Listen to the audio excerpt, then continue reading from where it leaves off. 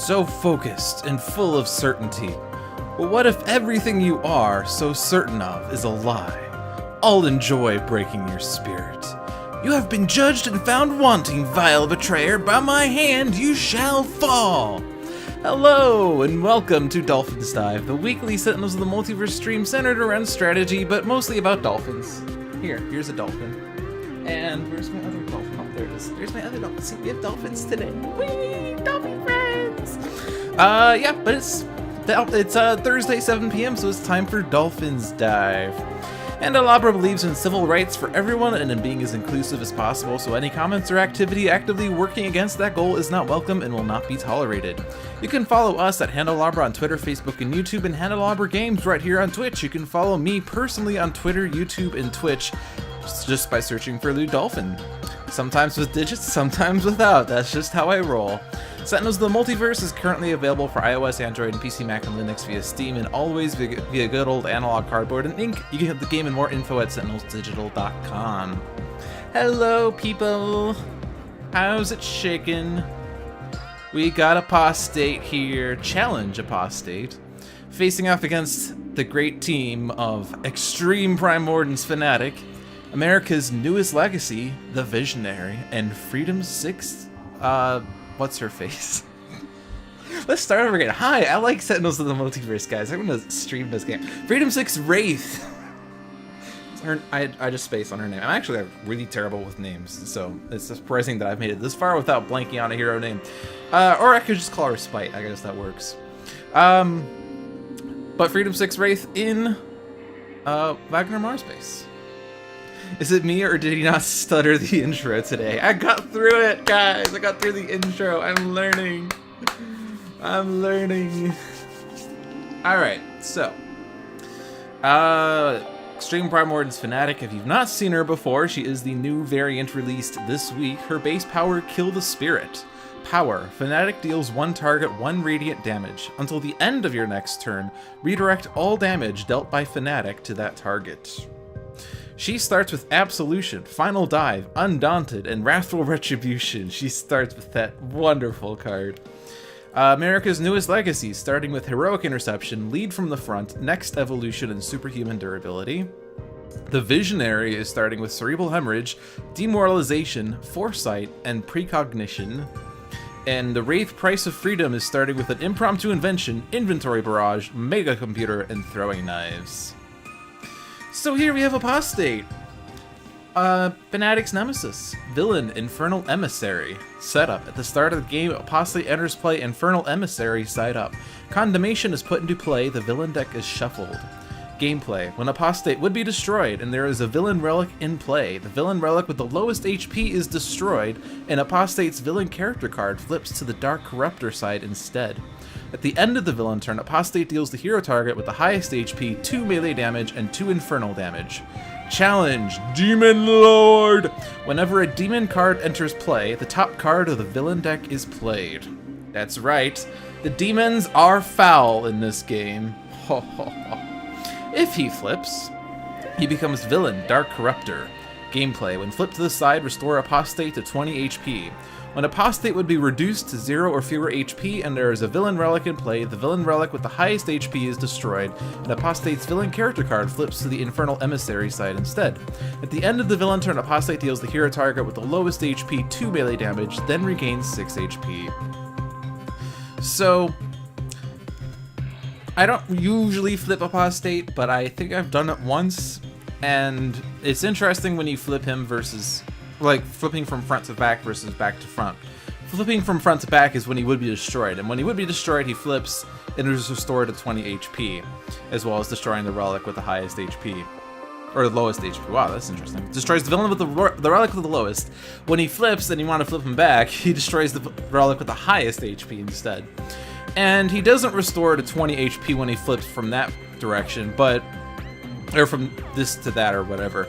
But instead of being destroyed, it's when it would be reduced to 0 or fewer. So you could actually bypass the whole relic destruction clause by having an effect that immediately destroys a target with 2 or fewer HP, which we don't have in this game.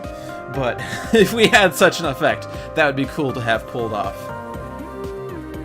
So, Jay-Z, we are going for yet another villain plays their entire deck scenario. Yeah, we just... John gave me this seed.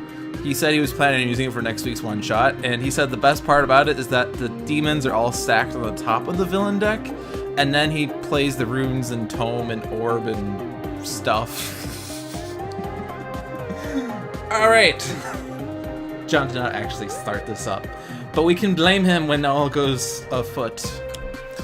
Condemnation, Relic. At the end of the villain turn, Apostate deals the hero target with the highest HP 3 melee damage, reduced damage dealt to this card by 1. And we have a Demon, Fiendish Pugilist. Demon, at the end of the villain turn, this card deals the hero target with the highest HP 3 melee damage, reduced damage dealt to Apostate by 1. So we're playing another card. This card is the Tome of the Unknowable. Relic. Whenever a player draws a hero card, play the top card of the villain deck. When this card is destroyed, search the villain trash for the card Condemnation and put it into play. So we got that tome, but thankfully it's not backed up by an Orb of Delirium, and it's not defended by the terrible one, I forget the name. The Runes of Malediction. It's just sitting there in the field naked. Visionary can take this hit.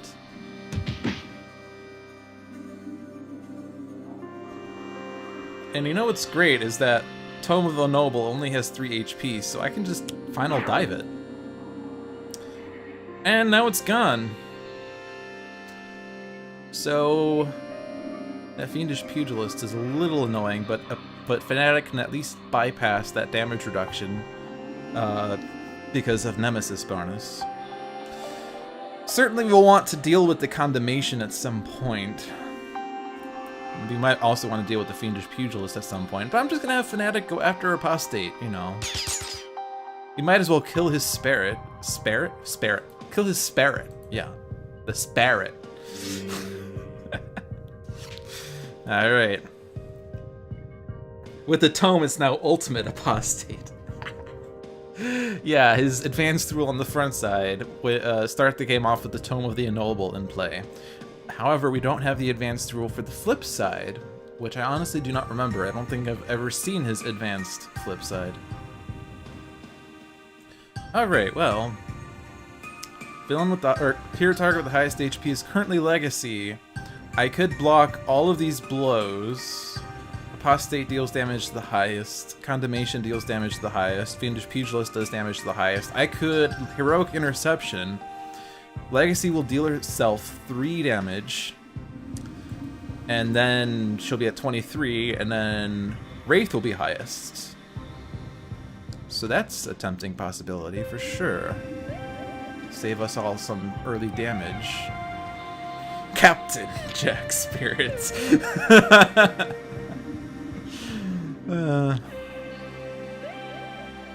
Like, these other cards are sort of nice to play with. The combination of Lead from the Front and Next Evolution is certainly great. In fact, I might want to get that set up, because there's a bunch of melee damage that's being done. That's probably what I was trying to say. So I'll Lead from the Front. We'll save that Heroic Interception for a rainy day. Now what? So Legacy does have damage reduction to Apostate and Condemnation, but not to the Pugilist. Other than the damage reduction effect, though, once Legacy has Lead from the Front and is immune to melee damage, that Pugilist isn't going to be doing that much.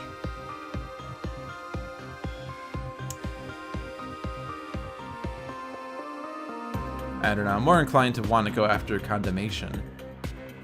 Although, I mean, I guess both the Pugilist and Condemnation are going to do the same thing, so I'll just take out a Pugilist first. Tonight on Lewd Invents New Grammar. Yes, be sure to check out this stream on Monday when we discuss grammar in its entirety. Next, Legacy Ring. That's what I drew. So, base Visionary, because playing with Dark Visionary is too cheap. We do have a big degree of deck manipulation still. And certainly it's a little more powerful when we can prevent a demon from entering play. So let's see if we can stop them for a bit. We have Profane Summons. And then we have Corrupted Effigy and Runes of Malediction. So I could put Profane Summons on top. See, the interesting thing is that if I put the Profane Summons on top, we know it's not going to draw the Corrupted Effigy or the Runes of Malediction. So it's actually pretty lucky. Monsieur Dolphin. Bonjour, Cécile.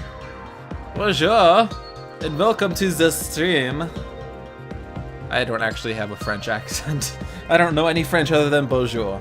I took a class in grad school on reading French, basically translating written French into written English, because going into a math graduate program is sort of, you have to pick a foreign language between French and German and Russian, because those are some of the popular languages for math people, and being able to translate their papers into math, or into English, so you can understand the math that's being said there. So all we did was translated written French into written English, which is really weird when the only other foreign language experience I had was Spanish in high school, where you did written or you translated written Spanish, you translated audible Spanish, you translated, or you had to write Spanish, you had to speak Spanish, so like, I felt like I was only getting 1/4 of the language experience. Anyway, the point of the story is that I had a joke where I would introduce, or I would say hi to people by saying bonjour.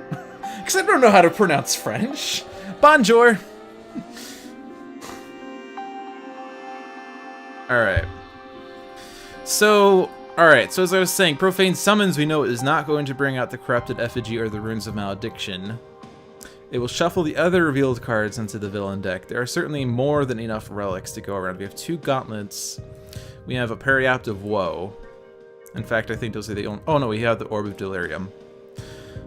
Which, while those could be terrible, like the Orb will redirect all the damage, it's the... Not the Blue Go, it's... Ah, shoot, whatever that one card is from Enclave of the Endlings. Remember, I'm terrible with names. But it's the Enclave of the Endlings card of Apostate's deck. Even if that comes out, though, it's better for it to come out when the Runes of Malediction isn't out. But if I put the Corrupted Effigy on top, it's going to bring the runes out. If I put the runes on top, then the runes are out. Or I could put the Profane Summons out, and then we could postpone dealing with the runes for a while. The only other issue, though, is that there's still 2 more Profane Summonsies. And that will bring out the other relics.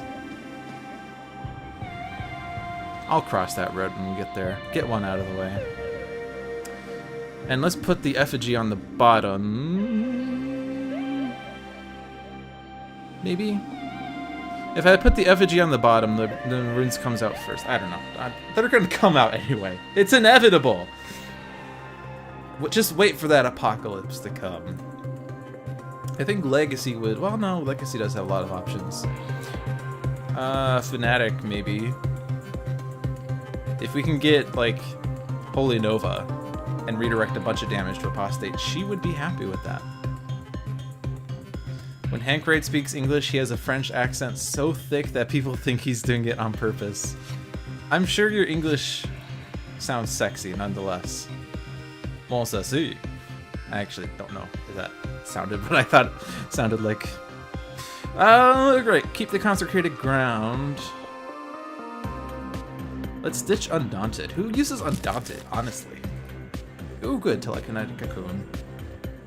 Alright, what is Wraith gonna play? I think she's gonna play Inventory Barrage. That is definitely her best card right now. Deals -1 damage. No, I'm kidding. We're not doing that. Did you miss Ruin Loot Dolphins Friday? It's Thursday. Thursday, 7 p.m. But no, this is still the first game of the night. Alright, we got a utility belt. I think she wants micro-targeting with the throwing knives. Then she could take out the pugilist and then wail on Apostate. So, targeting computer and then throwing knives. Horrible game versus Ultimate Iron Legacy can last for a while. We had an Iron Legacy game that lasted a long time, and we finished with healthy HP because he didn't get any damage boosters.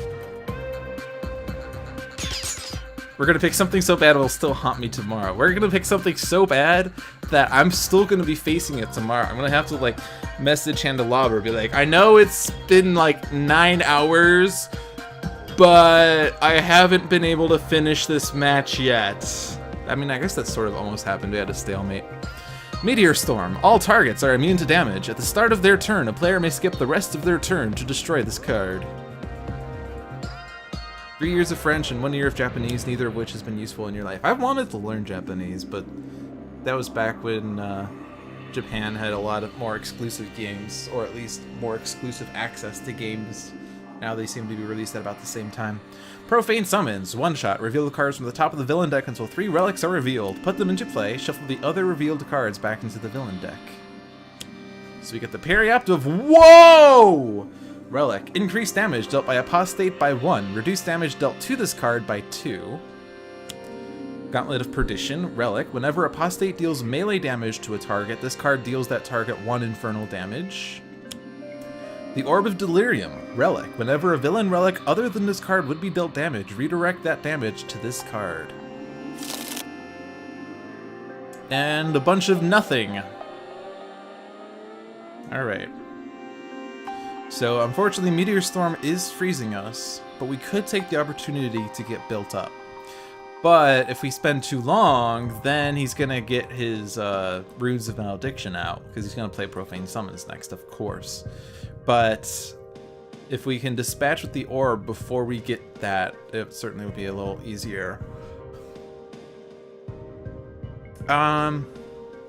I mean, the nice thing about the orb, just like the nice thing about having the Tome of the Ennoble out early, was that we don't have damage reduction to it. So it's just a straight up 12 HP drop, as opposed to, I need to somehow do 35 damage to you because you're reducing all my damage by 2.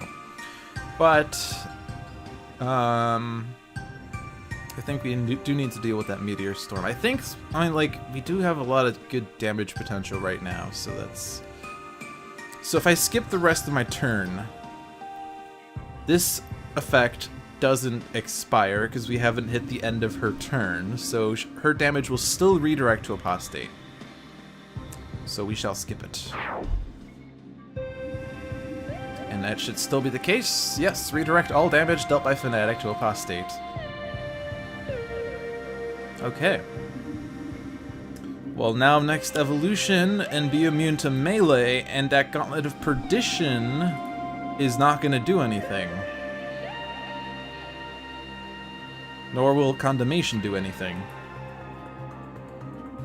Nor will half of Apostate, although that infernal damage effect will still go through. So we know that Visionary can deal 6 damage to the orb with the Cerebral Hemorrhage, and we know that Wraith could deal 9 damage, or like 2 instances of 3 damage, and then a 3rd damage to go somewhere else. So we don't really need to worry about taking out the orb. I think that's probably the best play. Yeah, we'll do that. Why didn't I play Fanatic's card to destroy Meteor Storm?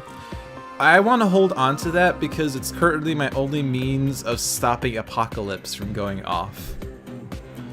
If Apocalypse comes out, it's going to destroy everything except relics. So I just want to hold on to that for a rainy day. So I don't want to hit the orb with this because it's not going to redirect.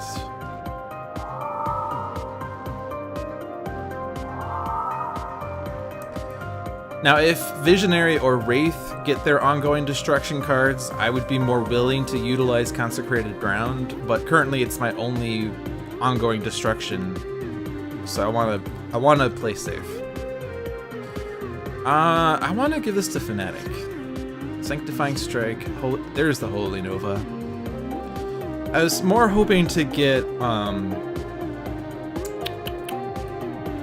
like a really great card for this version of Fanatic is Sacrosanct Martyr, but I was also hoping to get Embolden.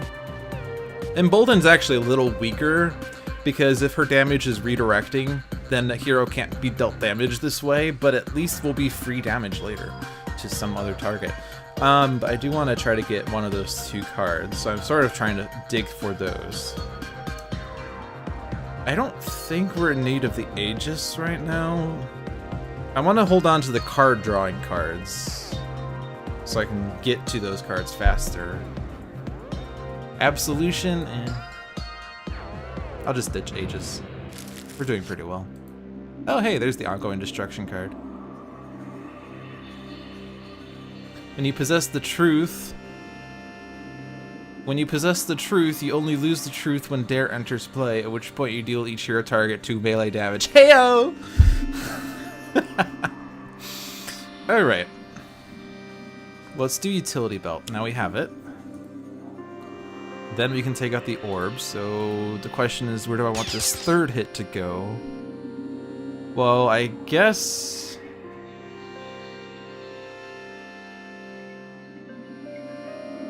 Periapt of Woe certainly harder to dispatch with. Could have been Final Dived. Rim Shot. I mean, I guess like these remaining, other than the Periapt of Woe, these relics aren't going to do anything as long as we can redirect the melee damage to Legacy. I could also just hit Apostate. Well, I do need to hit one of these to redirect. So I guess the Gauntlet is fine to take the redirect.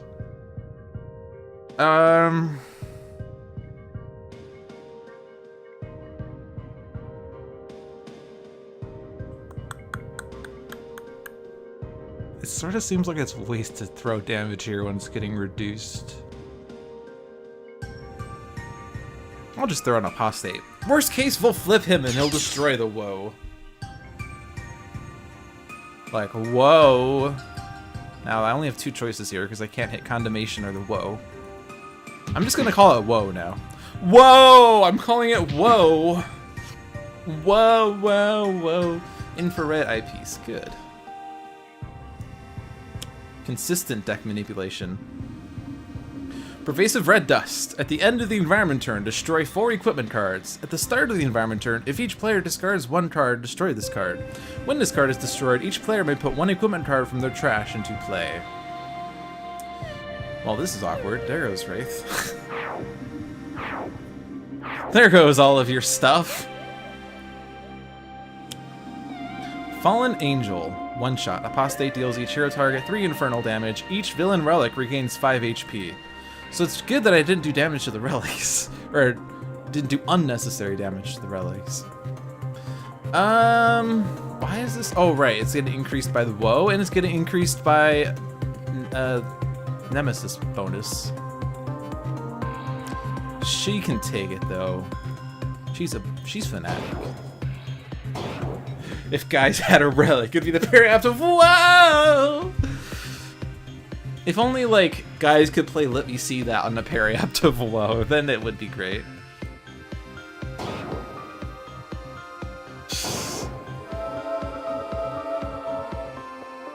Friend of yours has her bot set up to play sound effects when the subscribers use commands like that. It's a fun touch. It would be sort of fun to figure out, like, how we can get that working in this channel. Except, since it's not my channel, I don't know that I can actually... I guess, like, if I had a bot that read this chat, yeah, I guess it would still work. I can't give it mod powers because I'm not the owner of this channel, but we could perhaps try someday to get something happening. You really do think there should be a "why did you do that" macro for John? John just pushes a button whenever Jeremy does anything wrong. So I'm gonna play Consecrated Ground. Why did you do that? Alright, everything's redirecting to Apostate. So Holy Nova is gonna do a lot of damage, except Periapt of Woe is gonna eat it.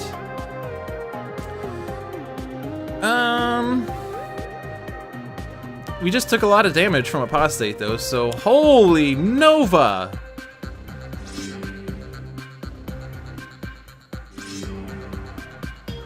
Oh, I guess it also, Condemnation also absorbed it, so it wasn't as much as I would have liked. And now I shall redirect to Apostate. Oh good, Embolden.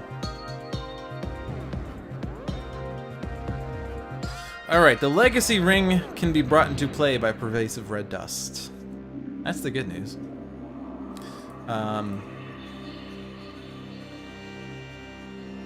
So I probably want to take advantage of that, so I don't really want to have to play it.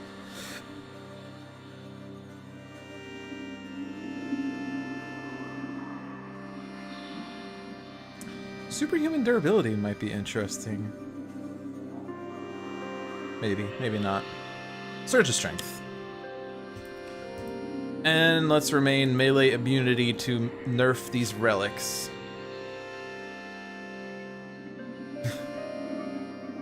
Hilarious. Okay.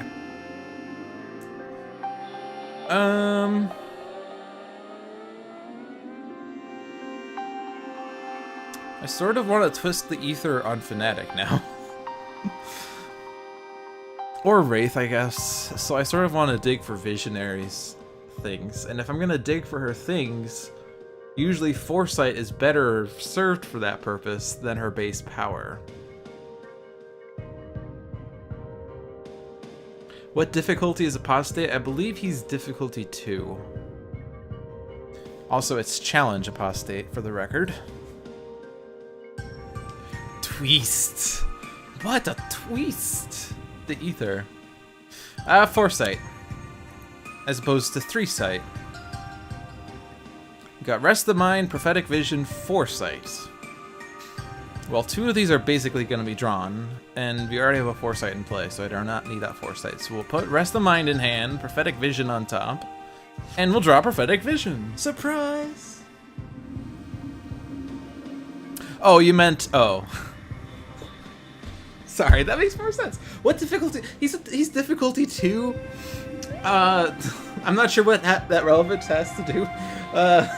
Yeah, he's challenged. Okay, that makes more sense. Sorry, my bad, Logic Gate. Oh boy. You know, I can control Apostate, so that's what I shall do. We got Impilfer and we have Fallen Angel, but bear in mind when that Impilfer enters play, Apostate's gonna play another card. So I guess it's gonna be another round of Fallen Angel. And now I wish I had made Legacy immune to infernal damage, but oh well. Do all players agree to discard a card? We sure do. So if we discard Absolution, that will enter play. If I discard Legacy Ring, that will enter play. Visionary doesn't have equipment cards. I don't think there's really much that can be rested. Gauntlet of Perdition, except no melee damage is happening. Fiendish Pugilist, maybe, but that dies easily. So I guess we don't need the Rest of the Mind. And unfortunately, Wraith has a bunch of equipments in her trash she would like to have back. Let's ditch a Mega Computer. Oh right, Aegis is in the trash as well. Oh well! Have your Absolution. Have your Legacy Ring. Profane summons into Orb, Effigy, and Tome. Oh! That's the worst! Hopefully you have Final Dive. We have a utility belt in hand, so let's put Micro-Targeting Computer out, because we do have a Stun Bolt that we can use. Maintenance level. At the end of the environment turn, play the next environment card. At the start of the environment turn, if each player shuffles their trash into the hero deck, destroy this card. When this card is destroyed, if self-destruct sequence is in play, put this card on top of the countdown pile. Meteor Storm. All targets are immune to damage. I read this card already. Yeah, it is bad. Having the orb and the effigy is the worst. Fallen Angel, right, we saw this. We knew this was happening. Hey, Meteor Storm stopping this from going off. That's good news.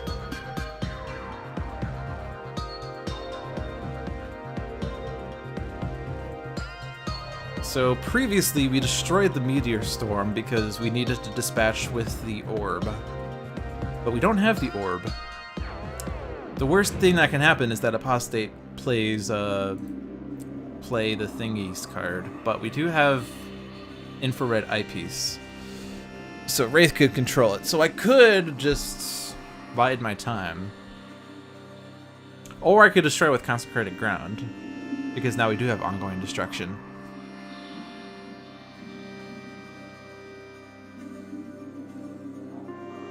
In which case I can do Apostate a lot of damage.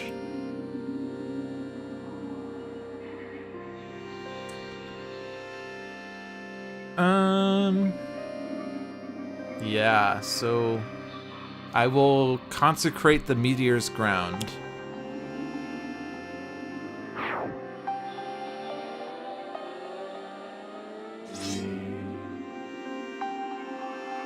So I can't hit either of these, but I can hit someone else who will redirect it. And do I wish to not use your base power this time? I could Absolution. And then I could embolden myself the next turn.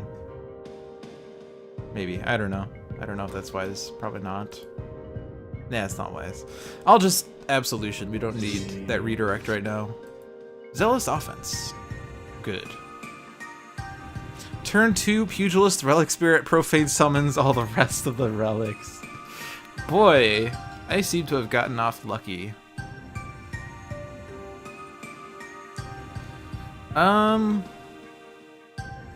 Can Legacy dispatch with the Periapt? Almost. Very close.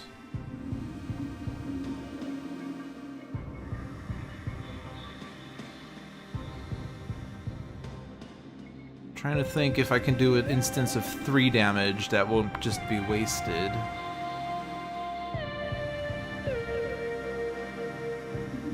I don't know.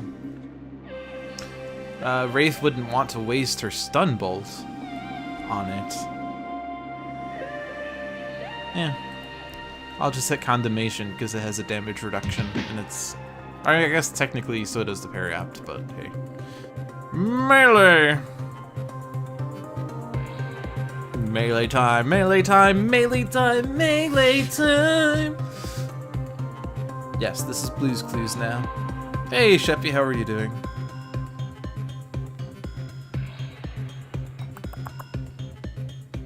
So I sort of want to get Demoralization out, but at the same time, I don't want Demoralization when we have a Relic Spirit.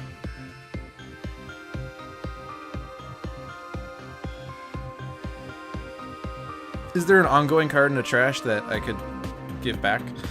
Undaunted, maybe. Or Rest the Mind. Now let's just control the environment. Pervasive Red Dust.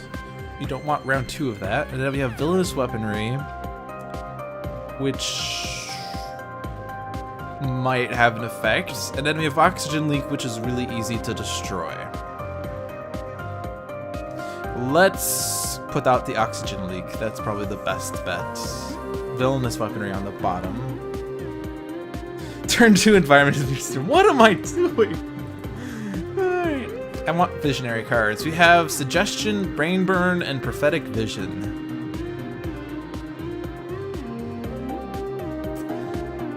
Suggestion is good for sure. Brain Burn, is there a use for Brain Burn? I think it's sort of... So, like, it would stop the Relic Spirits from pulling relics, but at the same time, it will put relics back in the trash for Profane Summons. Which is bad. I think the only thing that searches in the trash for relics is the Relic Spirit, or the Tome of the Unknowable, or the Corrupted Effigy, which brings out the Runes of Malediction. I think it's just environment manipulation is better. This is miserable. Welcome to what could have been Dolphins Dive. I feel like I have gotten some pretty lucky starts, in fairness. Alright, Stun Bolts. Manipulate the villain. Why are Runes of Malediction are there? Why? What's... Oh, you shuffled... Wait, hold on. Oh, because we played the Profane Summons, which shuffled. Okay, so that's why we don't know where the relics are. But we could put the runes on the bottom, and we can put the Gauntlet on top. Especially because the Gauntlet doesn't do anything when Apostate can't deal melee damage. Oh, right, I can't stumble. Because I don't have the utility belt out. Do we need... There's nothing in our trashes we need.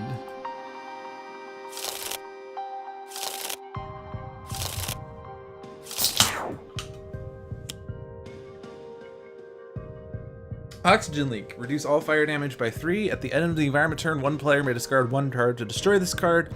At the start of the environment turn, deal each target X toxic damage, where X equals the number of cards in the environment trash. So that's 4 damage to all targets. Which, if for some reason a Legacy decides the Heroic Interception, followed by becoming immune to toxic damage, that Oxygen Leak would be really good at wiping the villain board. But I don't think it's really worth taking that risk right now. So I can ditch another utility belt, because we have 2 of them.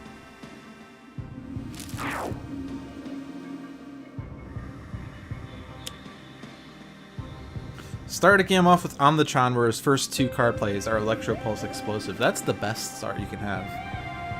This is why I don't agree with Omnitron being difficulty 1, because he has a lot of troll potential. Oh yeah, and he likes to destroy all of your ongoing cards and deal you H+1 damage, or destroy all of your equipment cards and deal you 2 damage for each equipment card destroyed this way. But it's difficulty 1. Oh, and he has 100 HP, but he's difficulty 1. Gauntlet of Perdition, number 2. 1 for each hand. Melee. Not melee. Wraith can take this. Melee. And that's it.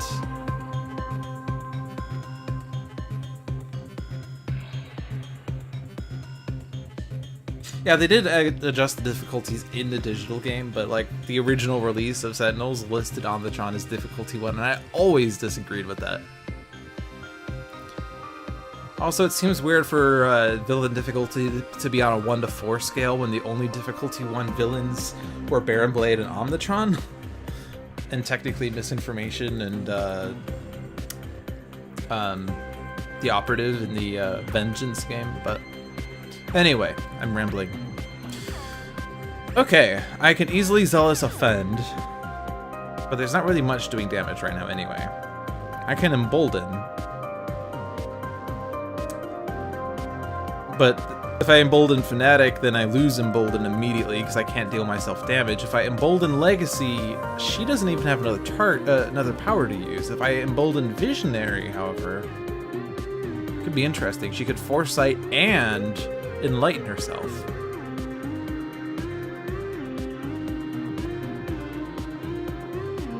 Yeah, let's Embolden Visionary so we can get to Twist the Ether faster. And I'm just gonna keep beating up Apostate. Here. You can't do me melee damage, but I can do you melee damage. Oh, good. Sacrosanct Martyr. Perfect. Alright.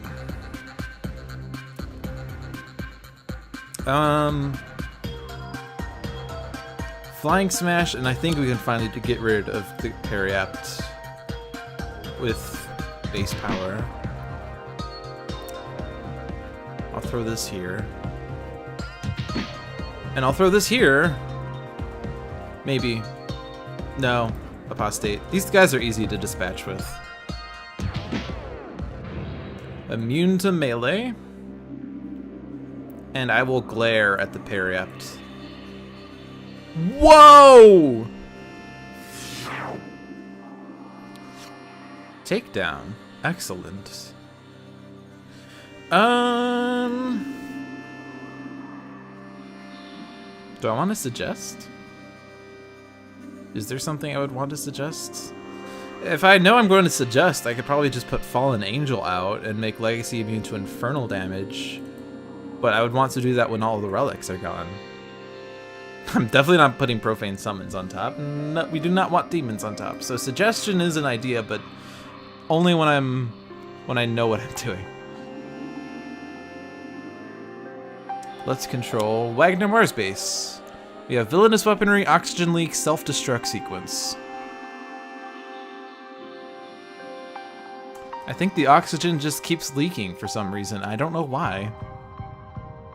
Alright, I'm gonna use base power first because Foresight is gonna... This will let me look at the top 4 cards, or top 5 cards of the deck if I do base power then Foresight. Because I look at the 2 cards, discard 1 of them from my hand. Then I look at the top 3 cards of the deck. Versus if I use Foresight, I look at the top 3 cards, 1 in hand, 1 on top, 1 on bottom, but then the 1 on top I'm gonna then draw. So I'm only gonna look at 4 cards. So Prophetic Vision, Psychic Maelstrom. I don't think we need that cocoon at this point. We're pretty well set up. And, well, we still do not have Twist the Ether. I think we still don't need Brain Burn, but we'll certainly take more deck manipulation.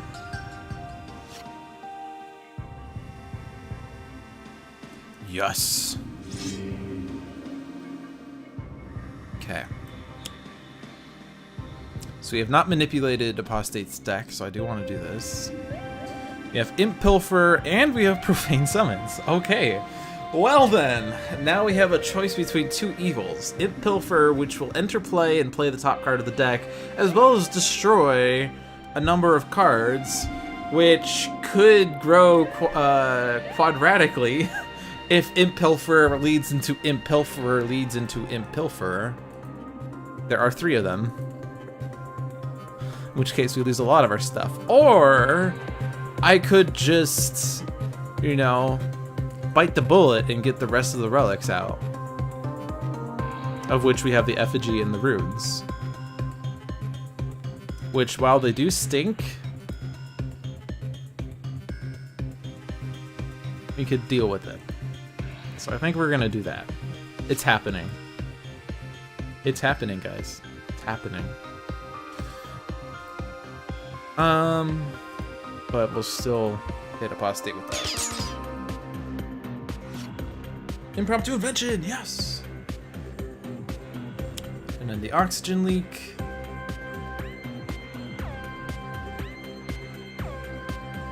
It's actually a bit tempting to want to do this.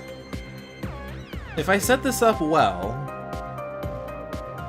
we could perhaps get this so that it takes out the runes, and then the effigy, and then the rest of the relics. Currently, it's going to do 5 toxic damage to each target.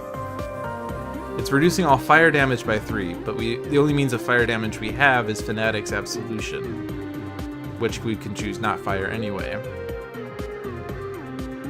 So all I have to do is get the effigy down to 5 or less, so that it will be certainly destroyed by the League. Get the runes down to 3. Alright.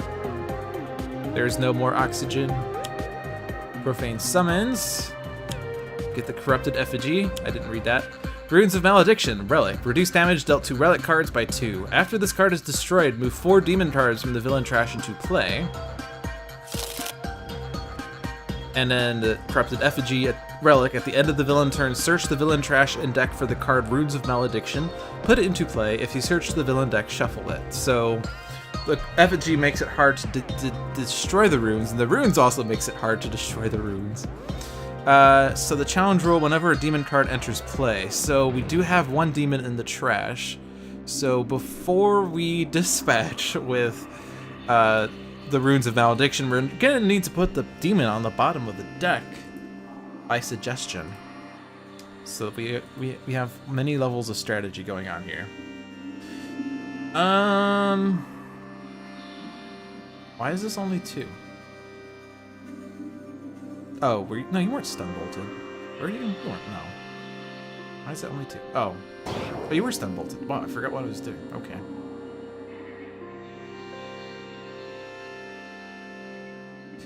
So, we have to do 1 point of damage to the effigy, but Legacy or Wraith could easily do that. We'll have to do 3 points of damage to the runes, which Fanatic can do with Sacrosanct Martyr. So let's do that. That's the easiest solution. Take the 5. Hit the runes for 3. Now the oxygen leak will destroy the runes. Hey, Viper. This is my weekly Sentinels of the Multiverse stream. But welcome. Viper is someone from my own personal channel who is stopping by. So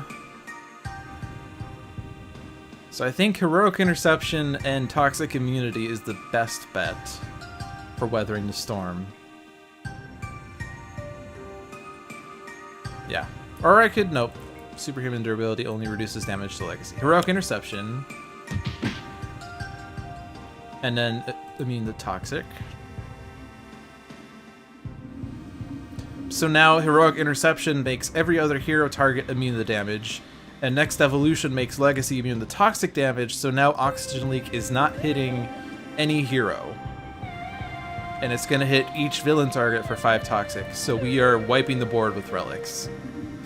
But I do have to hit the effigy once. Done. Danger sense. Didn't know Loot had his own little sub-community. Yeah, it's my secret group of friends that we talk about how terrible my other friends are. Not kidding. Yeah, so Sentinels of the Multiverse, as JC said, it's a cooperative multiplayer superhero-themed fixed deck card game. And I'm playing it solo because I tend to play things solo, at least for the purposes of this stream. But I generally play this game solo. I'm kind of boring. But the object of the game is to defeat the evil, nasty comic book villain, and I am controlling anywhere between 3 and 5 heroes towards that end, and we're playing in a comic-y book environment. Namely, in this one, it's the Wagner Mars base. Which, if I flip it, there you go, Wagner Mars base. We are on Mars, and this guy's trying to take over Mars, or destroy Mars, or something.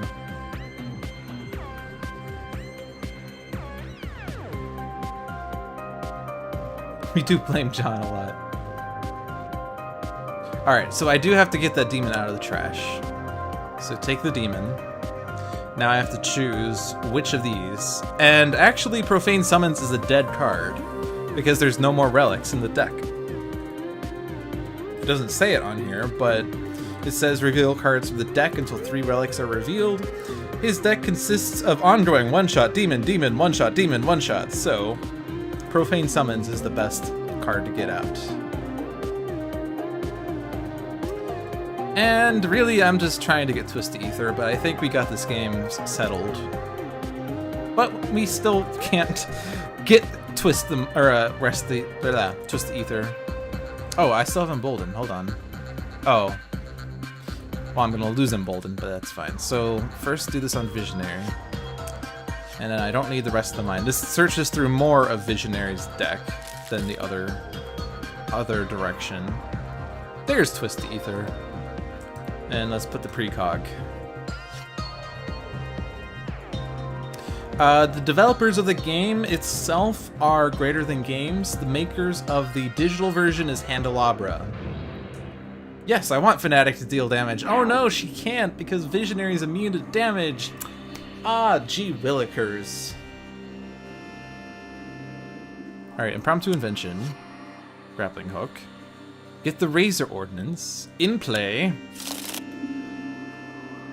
And now if I had thought about this better, I probably could have had Legacy hit Apostate instead of the Effigy, because I could have throwing knifed the Effigy. I certainly don't want a Mega Computer, because that's going to nerf the Oxygen Leak. I think this is fine. I can still stun bolt Apostate. So I'll just get the smoke bombs out. Not that it's going to have any purpose, but at least it will lead to a nice inventory barrage. Which I think this game's basically over. Oh, actually, hold on. Never mind. I do still need to... No, I don't need to. We know what he's playing. I don't need to manipulate his deck. Never mind. Wraith. Do full Wraith things.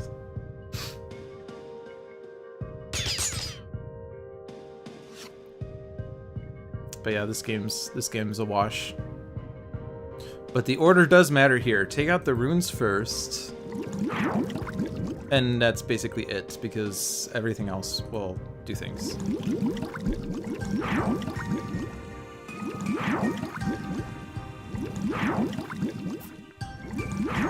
Five toxic damage to everybody except all the heroes are immune to it. Villainous weaponry. Increased damage dealt by villain targets by 1. And, well, no. I could just have Oxygen Leak win the game if I wanted it to. Profane Summons. Immune to damage, and Apostate is so dead. In fact, he's already dead. He just died. Bam! Perfect.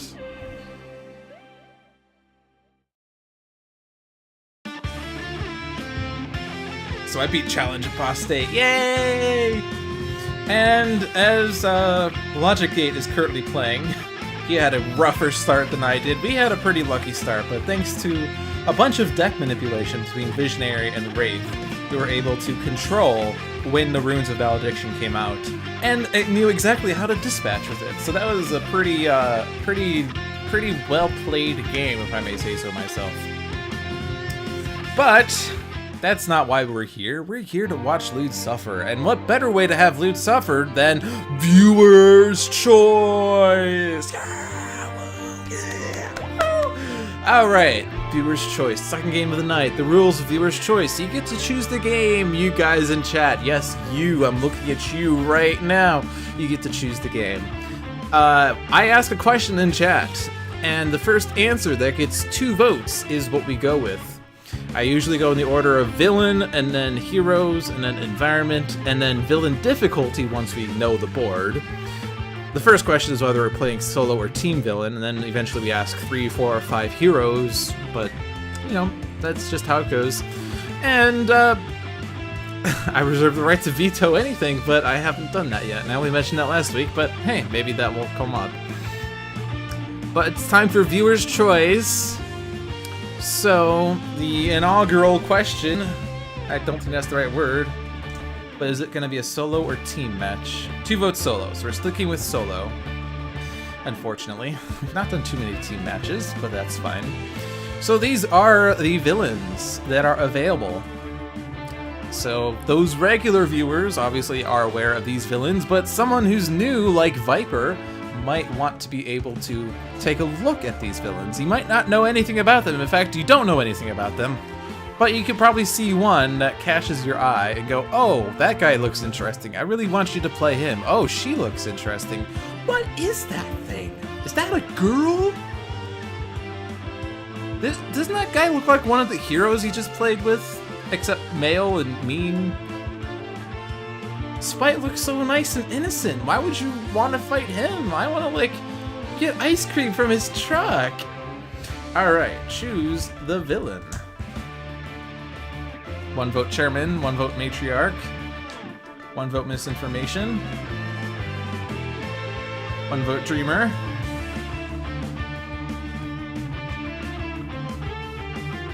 1 vote Enied. We have a big spread of votes here. Citizen Don, another new one. Are we gonna have to pull out the tiebreaker? How many viewers do we even have? I'm trying to pull up my viewer list and it's not working. Hankeroid changes to Citizen Don. Alright, we have a Citizen Don match. We will read Citizen Don's... Well, I guess I'll read it now, so you can have it in your mind, but this will be the last question. But while you're thinking about the heroes, you can think about the difficulties here. Advanced. Increased damage dealt by citizens by 1. On her flip side, Citizen Don does not flip until there are H+1 or more citizens in play. In her challenge rule, whenever a citizen card is destroyed, Citizen Don deals the hero target with the highest HP 3 fire damage. So we could have neither of those rules in effect, we could have one of those in effect, we could have both in effect. Anything goes. Alright, next question. 3, 4, or 5 heroes. 1 vote 5. 1 vote 3. 2 votes 3. We're playing with 3 heroes. These are the heroes. We have anything from Absolute Zero up to Wraith. And you might see some of these heroes and think, that guy looks an awful lot like a real-life hero. Like, the Wraith resembles Batman a lot, except she blocks her mouth instead of her eyes. Like, that does something. Or, like, Legacy. Isn't that just, you know, Superman? And then you have Guise, who breaks the 4th wall. And the 3rd wall, too. And isn't that just, like, Deadpool? Expatriate? Isn't that someone I know? Choose hero number 1. Oh yeah, there is a free demo. That is a set game that you can't change. But it's a nice way to get introduced to the game. Let's see, Setback, Sentinels, Skyscraper, Argent, Adept, Guise, Knife, Argent.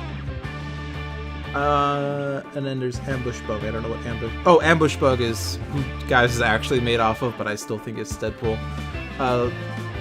Just double checking, it's Argent Adept. Argent Adept is hero number 1. There are 3 versions of Argent Adept. Base power, activate a perform text. His first variant, Prime Wardens. Put the bottom card of your deck into play. You may activate an accompany text. And his 3rd and newest version, the Argent Adept deals 1 target other than himself 2 sonic damage. If a hero is dealt damage this way, they play a card and use a power. So, is it going to be base Prime Wardens or extreme Prime Wardens? Argent Adept. Extreme! I knew it was going to be extreme. Of course it's going to be extreme. Extreme Prime Wardens, Argent Adept. Okay. So if you are going to choose the same hero, be sure to put an emote at the end to make sure that Twitch doesn't yell at you for spamming the same command twice in 1 minute. 1 vote Guise, 1 vote Sentinels. 2 votes Guise! Of course it's Guise. Guise is the only hero. Everyone else is just make-believe. Guise, power, draw a card or play a card. How to choose! Also, Guise deals 1 target, 1 melee damage. But who?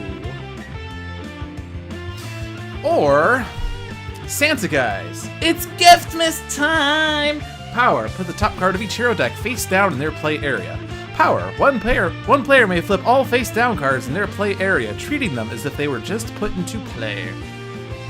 Base or Santa Guise.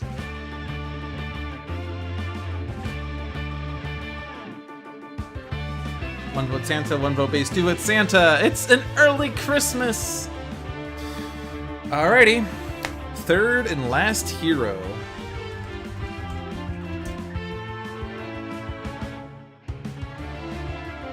Also, Seth is here. Seth is another one of my viewers from my own personal channel. I have no idea the extent of knowledge he has about this game. Scholar, Chrono, Sentinels. Oh, you won Logic Gate. Nice. I assume you won. I missed the victory message. Alright. Scholar, Chrono, Sentinels, Bunker, Scholar. That means Scholar. Yeah, Scholar wins. So, base Scholar is so chill, dude. Better living. Scholar regains 1 HP. Or the Scholar of the Infinite! Channel. The Scholar deals himself and 1 target X infernal damage, where X equals the number of cards you have discarded since the end of your last turn, plus 1. Base or Infinite Scholar? Oh, Seth knows nothing. I just saw an old guy and voted for it. Infinite. Alright. So our hero team... I didn't actually pull Scholar down, my bad. Our hero team is Extreme Prime Wardens, Argent Adept, Santa Guise, and the Scholar of the Infinite. Alright. Now the question is, where are we fighting? Are we in a jail cell? Are we in a Castlevania dungeon? Are we in some foreign alien universe? Are we in some 70s alien show? Are we in the end of the world? Are we in the Freedom Tower? Did we somehow enter Jurassic Park? Did we decide to go to a carnival and then Silent Hill came out? Are we playing Doom? Are we in a usual city? Are we somehow in a game of Baron Blade and decided to play Sentinels while we're waiting for Baron Blade to be dealt damage? I don't know. Choose the environment.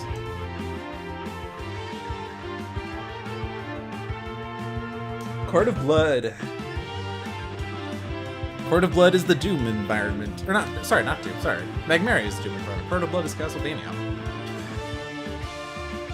Alright.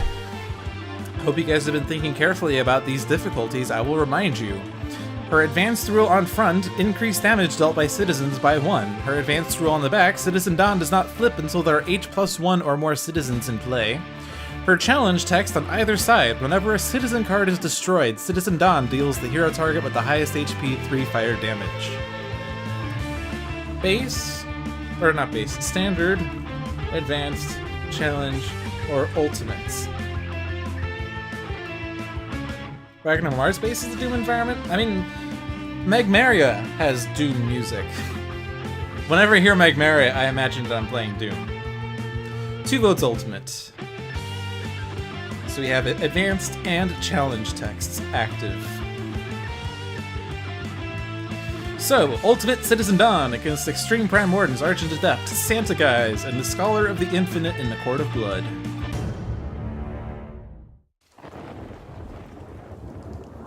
That is fair, Boogie, but the music feels more like Doom. But yeah, you could just... whatever. We'll combine Magmaria's music with Wagner Mars base's environments. Alright. The world belongs to the citizens of the sun! It's time to let freedom rock! Yeah! Alright. X-Treme Prime Warden's Argent Adept, if you've not seen him before, which Viper and Seth certainly have not, but maybe some casual Sentinels fans have not because he's a new variant card. Power. The Argent Adept deals one target other than himself 2 sonic damage. If a hero is dealt damage this way, they play a card and use a power. He starts with Counterpoint Bulwark, Inventive Preparation, Vernal Sonata, and Zeus Bell. Santa Guise starts with Best Card Ever, Blatant Reference, Guise the Barbarian, and look what I found, a very good starting hand. Scholar of the Infinite has Expect the Worst, Flesh to Iron, Grace Under Fire, and Offensive Transmutation. So Citizen Dawn, Villain Citizen, Leader of the Citizens of the Sun. Setup. At the start of the game, Citizen Dawn enters play Leader of the Citizens of the Sun side up. Cards are revealed from the top of the villain deck until 2 citizens are revealed and put into play. Other revealed cards are shuffled back into the villain deck. Gameplay. At the start of the villain turn, if there are 5 or more citizens in the villain trash, Citizen Dawn flips. She may only flip this way once per game. At the end of the villain turn, Citizen Dawn deals the hero target with the highest HP 1 energy damage. Advanced. Increased damage dealt by citizens by 1. Challenge, Solar Retribution. Whenever a citizen card is destroyed, Citizen Dawn deals the hero target with the highest HP 3 fire damage. If she flips, she becomes Villain Citizen, merged with the power of the sun. Gameplay. Citizen Dawn is immune to damage. At the start of the villain turn, if there are, and this is not right, 2 or more citizens in play, Citizen Dawn flips. At the end of the villain turn, the top card of the villain deck is played. Advanced. Citizen Dawn does not flip until there are 4 or more citizens in play, and then the same challenge rules. So you don't really want Citizen Dawn to flip, but if she does, you need to get citizens in play for her to flip. But the good news is she does count as one of the citizens. Since we're playing Advanced, we need more citizens than normal to get her to flip. So we need her and 3 more citizens in play. Or we just leave her on her front side as best as we can, and just let whatever citizens are in play stay out in play. So let's start game. Citizen Blood. Citizen. At the end of the villain turn, this card deals the hero target with the lowest HP 1 melee damage. If Citizen Sweat is in play, this card deals each hero target 1 melee damage. If Citizen Tears is in play, increase damage dealt by blood by 1. Citizen Autumn. Citizen. At the end of the villain turn, destroy all ongoing cards controlled by the hero with the lowest HP. Unfortunately, we have quite the ongoing heavy team. Healing Light. 1 shot. Citizen Dawn regains 10 HP. Each citizen other than Citizen Dawn has their HP restored to their maximum HP value. I should have planned your team better, Lou! Oh well. Well, unfortunately, Citizen Autumn is going to destroy ongoing cards. But if Guise remains the lowest HP hero, his ongoing cards are temporary anyway, so that's okay. Citizen Blood is going to make the lowest HP hero lowester, so we might as well keep Guise low. Sorry, Soundfire, we're going to keep Guise low. But these two citizens by themselves aren't too bad, so we might as well just focus on Citizen Dawn. That seems like a good plan. Now, we have 2 rhythms, and we have a Zoo's Bell, which activates to perform an accompany of rhythms, so that's good. Unfortunately, we need to wait until the next turn to be able to use it. But I could start off by getting a song out, or I could just start with Zoo's Bell. Because I can't really use it anyway. So I might as well put Zoo's Bell out and then decide later whether I want the Bulwark or the Preparation. So let's start with Zoo's Bell. So, for those of you who have no idea how Argent Adept works, I feel more tutorial-y today because I have people from my channel here that I know that don't know the game. But Zoo's Bell, its base power says to activate the perform text of a rhythm card and the accompany text of either a rhythm card or a harmony card. So those words are keywords. The word rhythm is a keyword. Keyword meaning that it's a word that distinguishes the type of card. And I have 2 of those cards in my hand. And these cards have perform texts and accompany texts. They don't have immediate effects when they enter play. They only have effects when you activate them by the instruments. So if I played the counterpoint Bulwark, it would be in play, but it would have no effect. It only has an effect once I activate Zoo's Bell's power, at which point I could activate perform and accompanies of these cards. Play your best card and do damage. But I'm not going to use that power, I'm going to use this power. Yeah! Also, the other thing to bear in mind is that, so the basics of the game, like this game's a very text-heavy game, but the basic rules are pretty simple. Each turn basically consists of start of turn, mid of turn, end of turn. And start of turn and end of turn only have actions if cards say that there are actions. Mid-turn for villains and environments is just play the top card of their deck. Mid-turn for heroes is to play a card from hand, use a power from one available to you, and draw a card.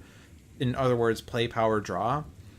So it's gonna, each turn follows the same sort of sequence. It just gets more and more complicated by the cards that enter play. Like, each card basically adds the stack of commands that have to be done.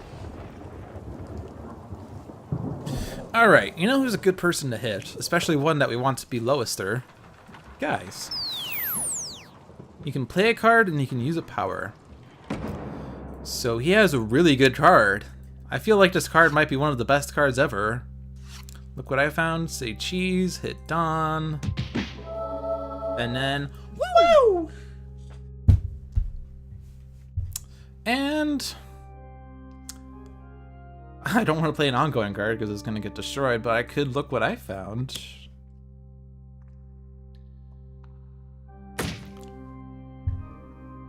Reading the card explains the card. Yes.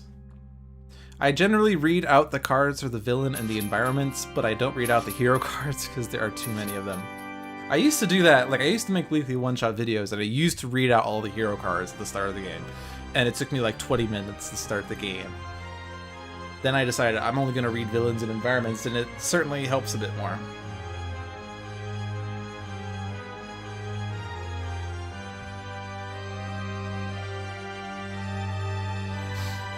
While I was typing this, Lute explained it. Alright. Blatant Reference and Guise the Barbarian are a great combo. But I don't have a means of getting both of them out, so I'm just gonna keep Look What I Founding on Dawn. Look what I found! I found a Dawn! And let's keep building presence. So, Citizen Dawn has terrible cards that tend to be devastating.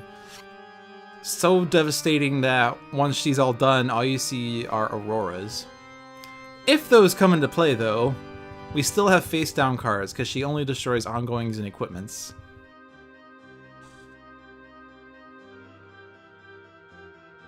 The villain is just throw stuff on the board and see what sticks.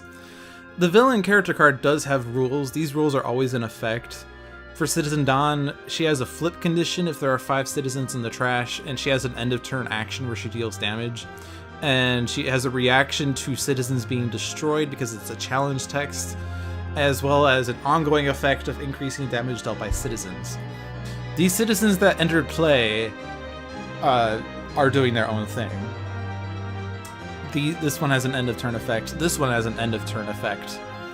And the number on them is their HP. When their HP is reduced to 0 or fewer, they are destroyed, unless they are indestructible, in which case they don't get destroyed. Okay. Well, Citizen Dawn deals damage to the hero with the highest. The hero with the highest is Scholar. So I'm going to reduce damage dealt to the Scholar by 2. And then Scholar will remain high. Whoa, guys. You should try these mushrooms. I'm seeing colors. You are always seeing colors, dude. Aren't you like the Scholar or something? Shouldn't you know that colors are real? How can colors be real if our eyes aren't real? Yeah! Sorry, this is not Tales from the Archive. Unhallowed Halls. Non-vampire targets cannot regain HP. Targets cannot deal radiant damage. Increase all infernal damage by 1. That actually helps the Scholar. He doesn't like the lack of HP recovery. He does like the increase infernal damage effect. Channel the Eclipse. Ongoing. At the end of the villain turn, Citizen Dawn deals herself 2 cold damage.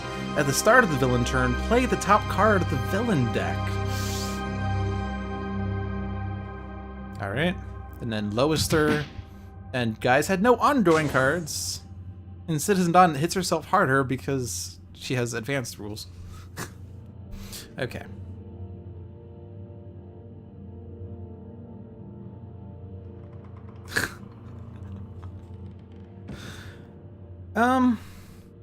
Alright, so I can't dispatch with Channel the Eclipse right now, unless I get Guise to draw an ongoing destruction card.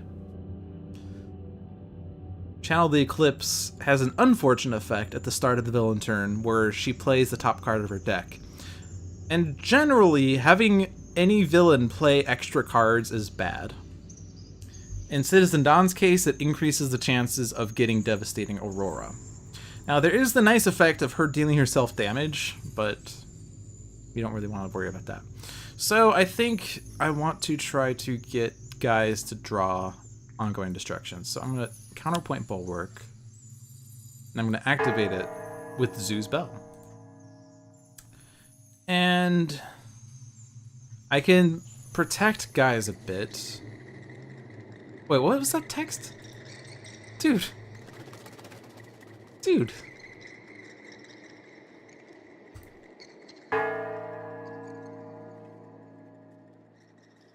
I have to click.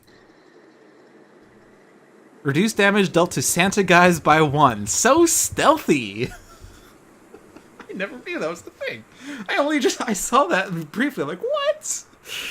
Oh my gosh. This is so good. Guise breaks the 4th wall. Okay.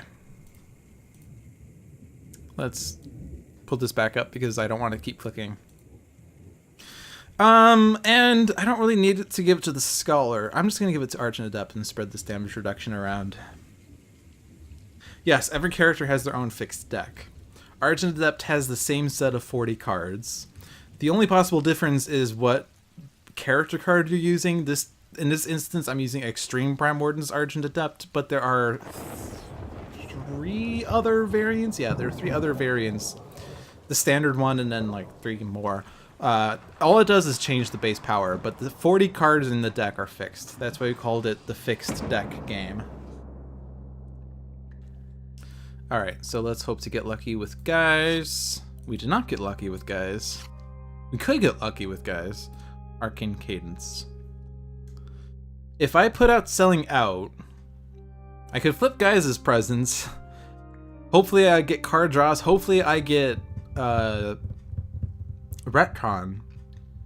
Or I could maybe draw Retcon at the end of my turn anyway. What are the chances of that happening, though? You do have a number of cards that draw cards.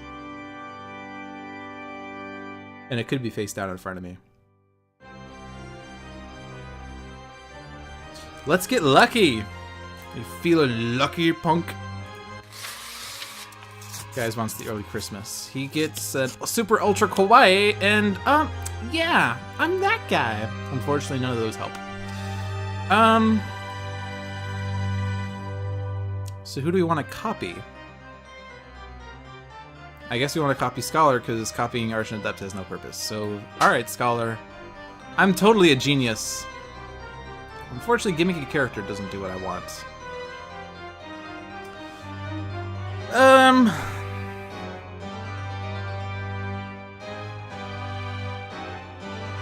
I could put out Blatant Reference, and then on Scholar's turn I could put out Guise the Barbarian just so I could do 3 damage with Blatant Reference on Scholar's turn. And then all my ongoing cards get destroyed.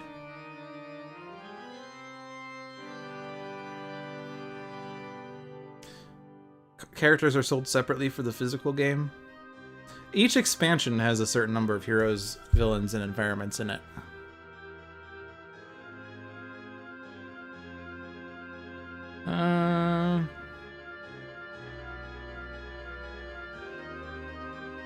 I don't know that it's even worth doing any of these. And the Scholar can't give guys card draws, right? Yeah, he can't. He doesn't have those cards. Like, the best I could do is get a bunch of cards out just for the sake of doing 3 damage to Dawn. Or I could discard gimmicky character on the environment turn to play Say Cheese for another 3 damage. Which also seems silly. Lots of silly. Lots and lots of silly. I don't know. Whatever. I'm gonna commit. Guise the Barbarian! Okay. Discard a card. I don't need to expect the worst. I can't regain HP anyway. I don't want to stop Dawn from dealing damage. Excuse me. Grace under fire. I can't do radiant damage, though. Get out of the way, but I can't do much with that. I think I'm just going to hold these cards. I'm still going to use this power. Oh no, I hit myself!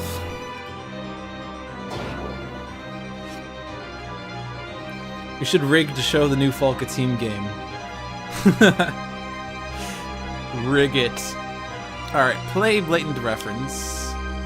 And then discard Let Me See That to hit Dawn.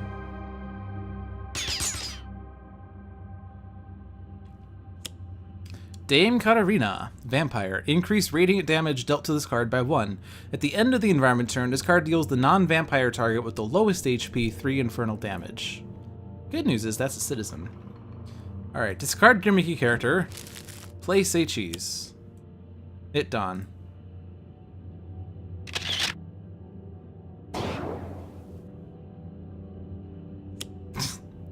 Citizen Assault. Citizen. At the end of the villain turn, this card deals each hero target 1 melee damage. If Citizen Battery is in play, increase damage dealt by Citizen Assault by 1. Blinding Blast. 1 shot. Citizen Dawn deals each hero target 2 energy damage. Each player discards 2 cards.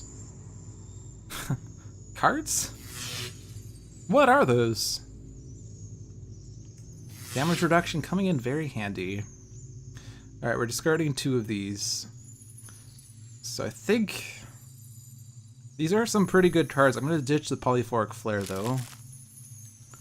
Inventive Preparation is nice, but I don't have enough cards to fund it right now, and I'd rather keep the Cadence in the Sonata.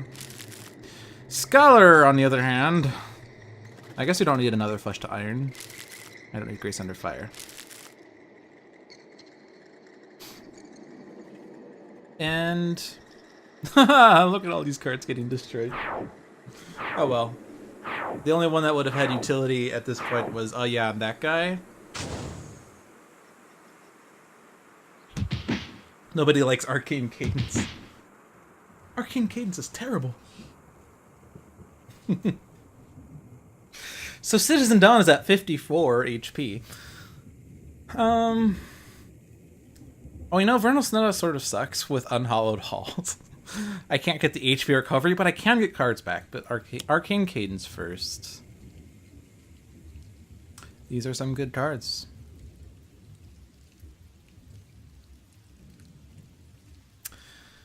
We certainly want to get the Super Tonic and the Lyra out. Unfortunately, we still lack ongoing destruction. Sheesh. Well, let's see. I'll play the Lyra, and we'll put the Super Tonic in hand, just in case something gets destroyed. I'll put Arcane Cadence on top. Scherzo, Frost and Flame. I don't think Argent Adept is a damage dealer, and I think that there's no one here who can dispute that fact. Sadistic Dissonant would be useful, but we'll stick with that. Now, do I want to do Counterpoint Bulwark again? Yes. We are still hoping to get ongoing destruction. And getting this damage reduction to us is good. Good news about Dame Katarina is that she's gonna keep damaging citizens, and there are only 3 of them in play, so that's fine. Where did I leave that? The Letters page. The Letters page is a Sentinels of the Multiverse podcast where we talk about a hero from the Sentinels of the Multiverse setting. Oh, good, retcon.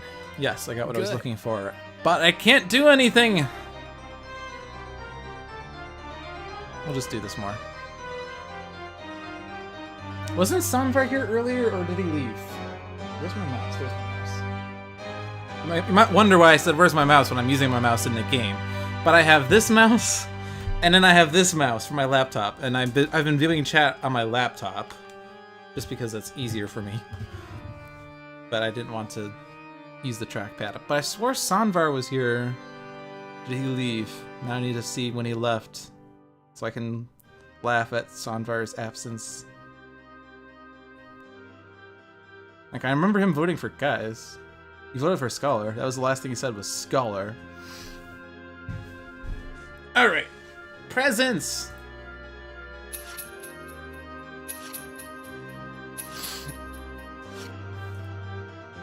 Alright. So one of these cards are getting discarded. Argent Adept can give Scholar a card draw, at least to make up for his discard here. So Get Out of the Way is gone. And she is going to destroy a citizen, so let's stop Dawn from acting. Christopher and Adam reading letters to you. Christopher and Adam. That's a lot of damage. Oh yeah, and he discarded cards from Blinding Blast is what happened. Infecting an Error. At the end of the environment turn, the vampire with the highest HP deals the non-vampire target with the lowest HP 2 melee damage. If a vampire damages a character card this way, that target deals each non-vampire target 2 infernal damage and destroys this card. Starting to suspect that the vampires are gonna put too many citizens in the trash. But let's wait and see. Oh hey, Devastating Aurora. One shot. Destroy all hero ongoing cards. Destroy all equipment cards. Destroy all environment cards. Okay.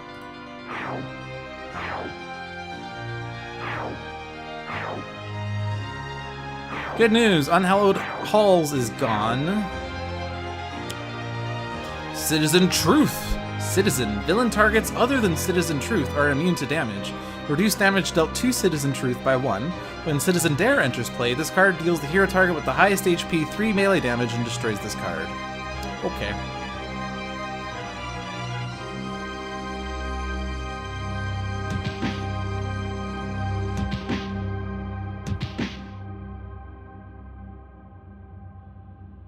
Well, we still have our face down cards, so we might want to utilize those to some capacity. The bad news, though, well, Guise can still destroy Channel the Eclipse.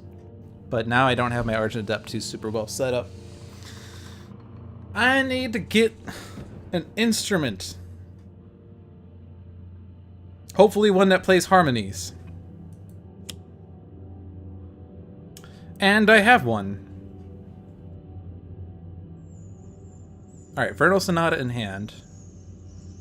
It's like the first thing you should do. Instrumental Conjurations and Musaragni's Harp are great. I'm gonna put one instrument on top. Or one conjuration on top. I'm gonna put the Syncopated Onslaught on the bottom. I'm gonna discard the harp. What? I thought you wanted that harp, Lude! I do want that harp. But this way I get to draw a card out of the deal. Like Instrumental Conjuration. Alright.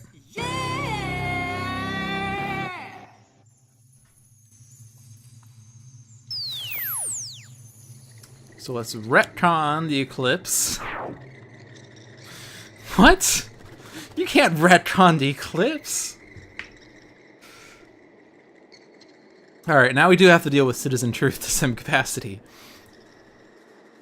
Those cards are not going to help with that at all. So let's draw a card. Like, I can do that too. In Presence.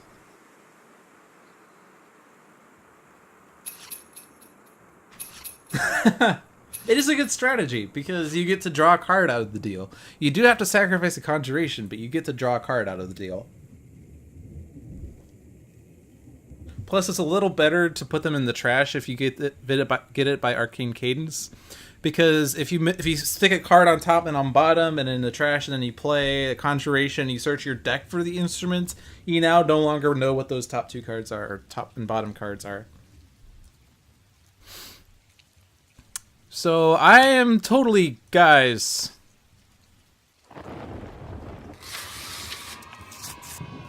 See, this is what confuses me. It is not in the order that it's listed.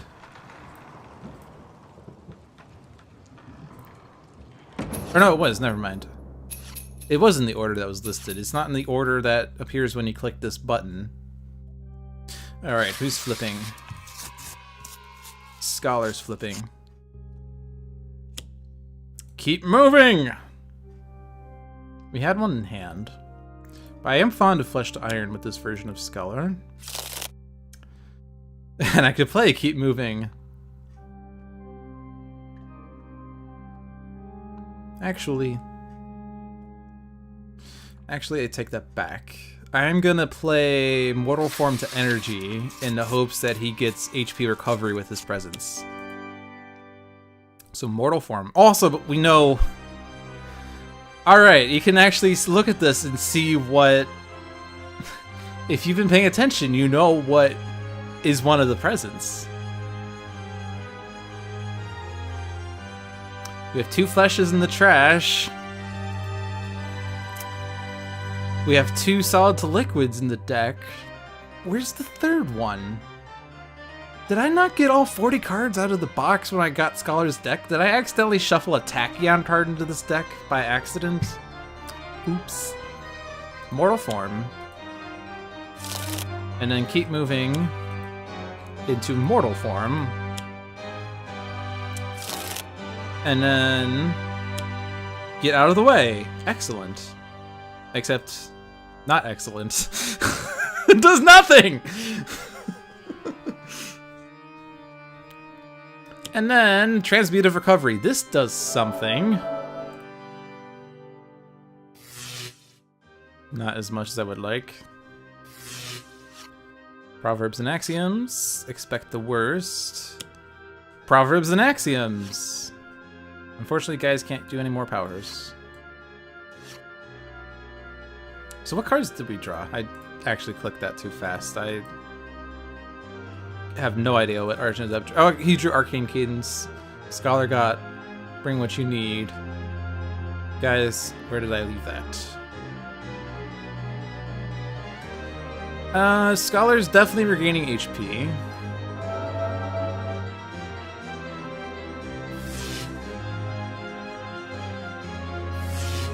How am I going to fuel all this at the start of Scholar's turn? I can destroy whatever I need to destroy. Guise is out of powers. Argent Adept could deal himself damage to... Ooh, I could have Scholar play a card.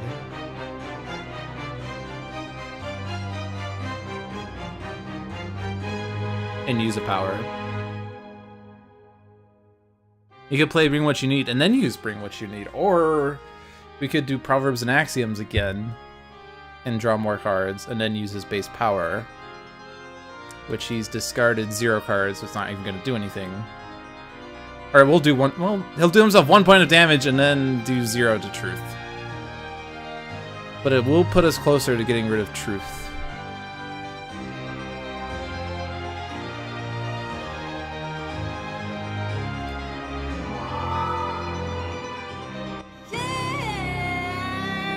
Or I could hit Truth.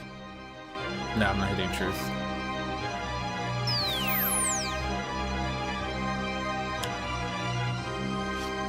That could have been so much damage except for Citizen Truth. Yes, indeed. There's a get out of the way. And then HP. Hit Truth. Hit Truth. And I wish that I had gotten that Solid to Liquid before I had this happen so I could do even more damage, but oh well. Regain. And you don't have any other useful powers. And you have to use a power because Argent Adept doesn't say may. So, sadness. Solid to Liquid. And that's it. So I don't think I'm keeping Solid to Liquid. Do I want to keep all these Mortal Forms energies?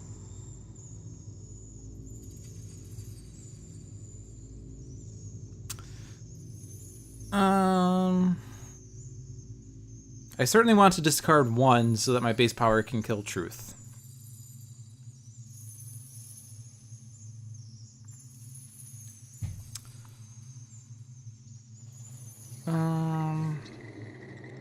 I guess once Truth is gone, Get Out of the Way is going to be super good. So I'm going to discard these 2.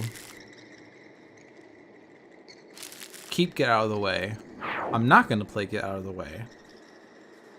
I'll just use my base power. And I am keeping mind of my HP. Guise is still lower. Not anymore. Rip. Okay. I forgot about the challenge text. I was paying attention to the HP totals, but not well enough.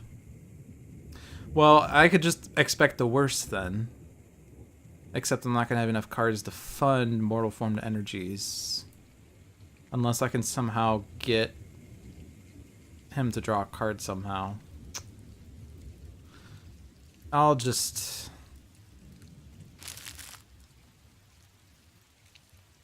figure something out. I'll figure something out. Something's gonna happen. I could also just keep 1 Mortal Form energy and then keep all the cards, but we'll figure it out. I could hit... No, I can't. I can't use Argent Adept's base power on Scholar now. Hunter Philippe. At the end of the environment turn, this card deals the vampire with the highest HP 2 melee damage and 1 radiant damage. Whenever damage dealt by this card destroys a vampire, this card regains 3 HP.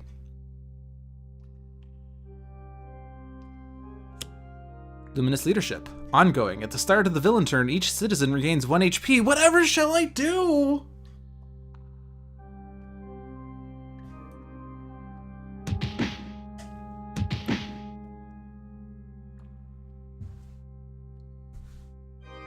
Alright.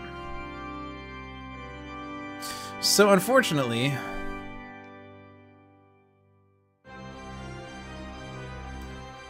Oh, I could Vernal Sonata. And then Scholar could do damage. Ooh.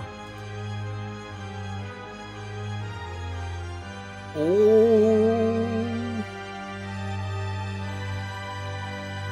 I could flip Argent Adept's Presence and maybe get something. And by something, I mean Counterpoint Bulwark, which is in the trash. So there's 1 left somewhere. Could be face down, could not be face down. And maybe Argent Adept would then be able to use a power to get Scholar to draw a card. Maybe. There's a lot of maybes here.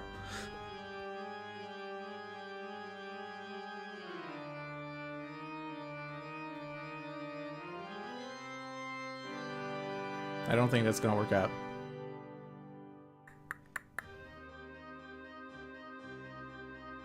If I put out Inspiring Supertonic... See, the thing is now this is reset to 0, so this would only do 1 damage, but I could have... Guys? Actually, no, wait.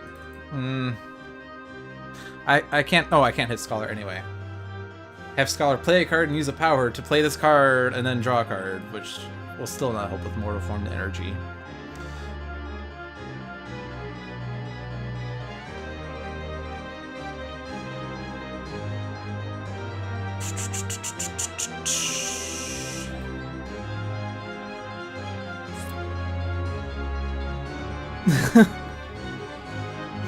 I'm just trying to think. Like, so Vernal Sonata will certainly have Scholar do 2 points of damage, which is the good news.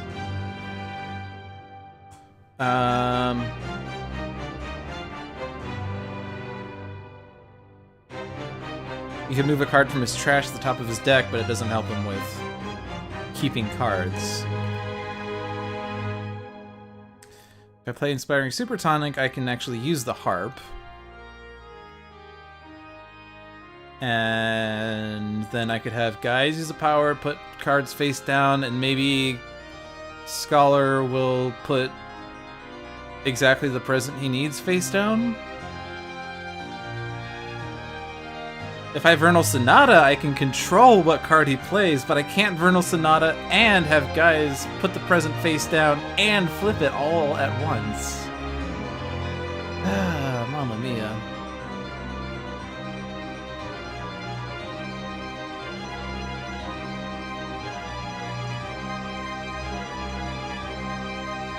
There's like so many cool possibilities, but I don't have enough actions to be able to do them all.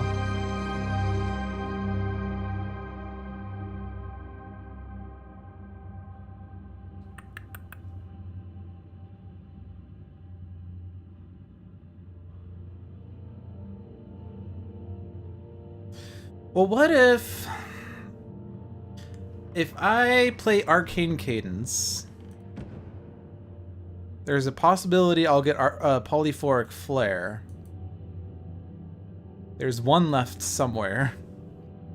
If I reveal a Polyphoric Flare, I can have Argent Adept deal himself damage to punch Guise, to play a card and use a power to flip Argent Adept's presence. And maybe something will come from that? Does using Argent Adept's power on Guise help? Like, I can get Guise put more presence down, I can have Guise flip presence, I could play something, where did I leave that?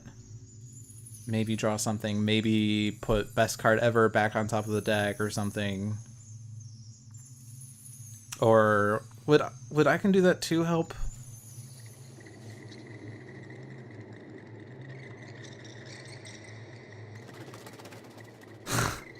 Play, where did I leave that? Draw, I can do that too. Play, I can do that too on Argent Adept. Punch Argent Adept.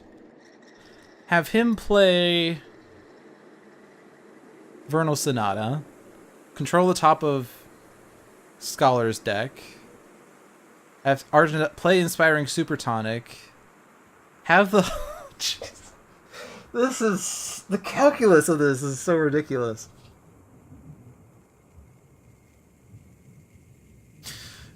So wait, so yeah, punch Guise. Guise plays, where did I leave that? And gets I can do that too from the trash. On his turn, he plays I can do that too an Argent Adept. To punch Argent Adept, Argent Adept plays Vernal Sonata to control the top of Scholar's deck. So Inspiring Supertonic and Vernal Sonata have to be played in some order, basically. And then Argent Adept has to grant... I guess he doesn't have to grant Guise anything, does he? But this gives me all the actions I need. I just need to punch guys. Alright, so I'm just gonna Inspiring Supertonic just to make sure I have enough actions. So... And actually... The right order for this is Harp. And then, yeah...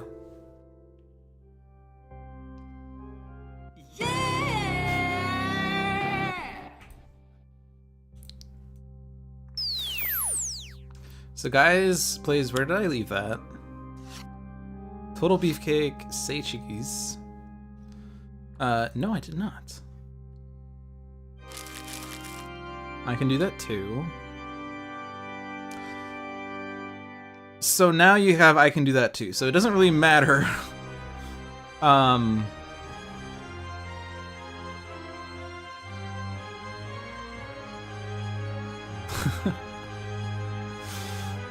Yeah. More presence.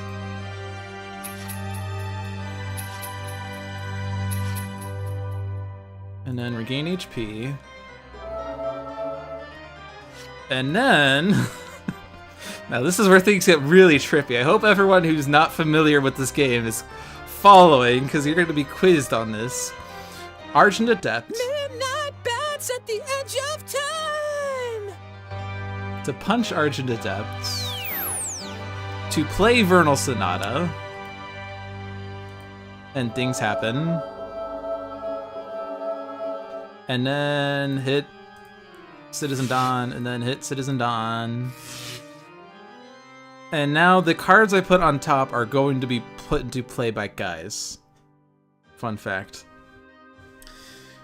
So I can remember what these presents are. I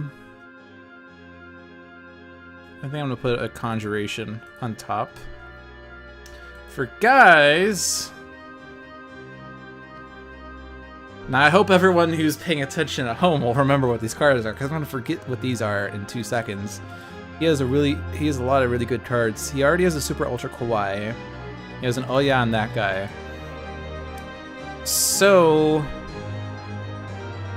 like the easiest would be best card ever. I'm just thinking if I could try to guarantee I get blatant reference with Guise the Baron, I'll just put best card ever as a present. Best card ever is also the best present ever, fun fact.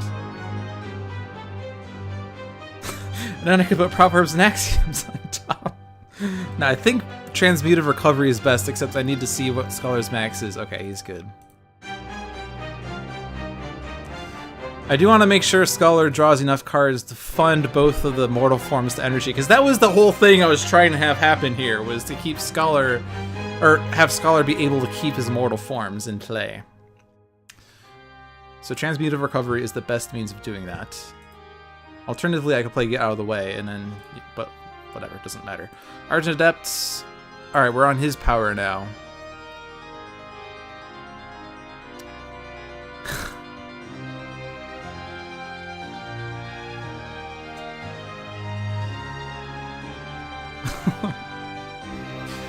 I'm actually tempted to punch Guise.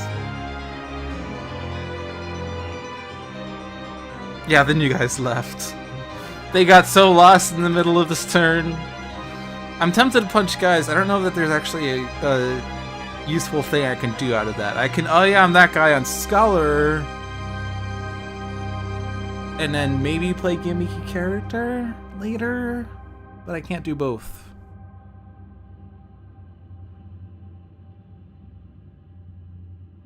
So I think the best course of action is to just have Guise use a power, but via Inspiring Supertonic. So now we can put the cards we just put on top face down. Yeah!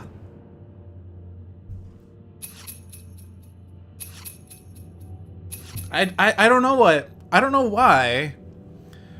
But I just have a feeling that I know what that present was. I think it was Transmutive Recovery. I think it was Transmutive Recovery. I'm not sure. But no, I am really sure. It was Transmutive Recovery. Yeah, it was. Alright.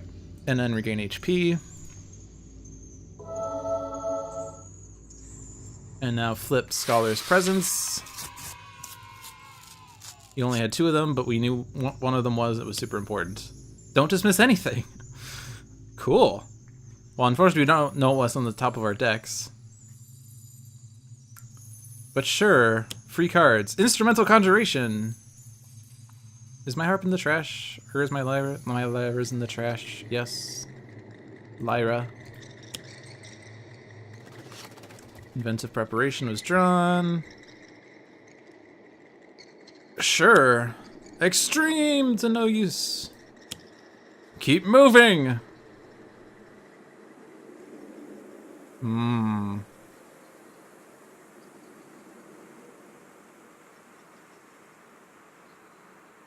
You know, I can't really keep all of these elementals in play,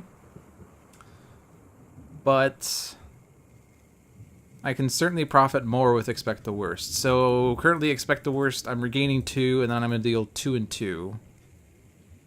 If I put out another Mortal Form, that will be 2, 2, and 2 for 6. If I put out a Solid to Liquid, that's 3 and 3 for 6, so it doesn't really matter.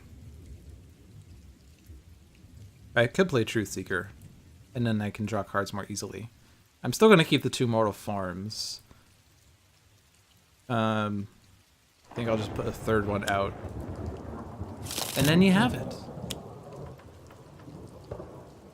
Hi, Master Ball Gaming. Oh my god, Transmutive Recovery! I had no idea that was happening!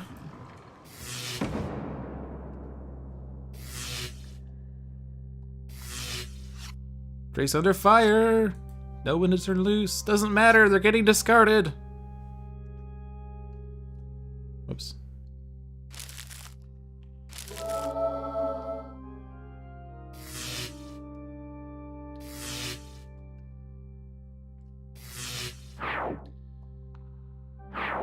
That's okay. I can draw cards this way. Don't dismiss anything! Know when to hold fast. Excellent. Blood Countess Bathory, Vampire. Increase radiant damage dealt to this card by 1. At the end of the environment turn, this card deals the hero target with the highest HP 2 melee damage and 2 infernal damage, which is perfect because Scholar has a plethora of HP. And now, what is Dawn gonna do to screw us up? Citizen Battery. Citizen. At the end of the villain turn, this card deals the hero target with the highest HP 3 energy damage. If Citizen Assault is in play, increase damage dealt by Citizen Battery by 2. Okay. I did not need that X-Treme. Oh hey! We have Assault and Battery. That's okay. We're doing pretty well. Yeah, it is hard to aim Sodom for experienced players and newcomers. I can only really focus on one and not the other. So all of that, and we still only have 2 citizens in the trash. So this has been a really easy Dawn game, except for that devastating Aurora. So we have a harp, we have a lyra, I have an inventive preparation. I am not afraid to use it.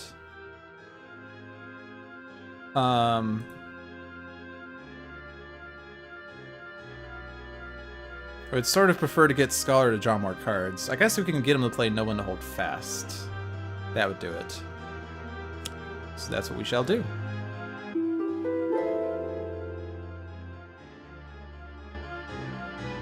Oops. But first, he's gonna be punched.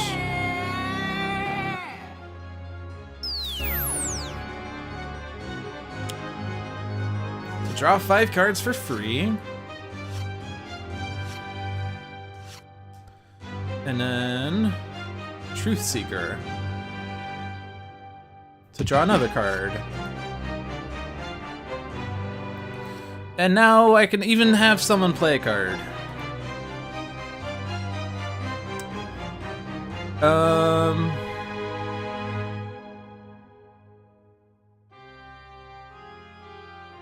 I kind of want to Don't Dismiss Anything to get Mortal Form on top, but only if I can draw that. I guess I could keep moving for it. Put it on top, then keep moving to get it back. That seems a little silly, though. I guess Guise has a plethora of presents, and it's likely that he'll be able to... I can do that too again, maybe. Or no, we did put I can do... Did we? No, we did put it on top. We did at one point in order to play it.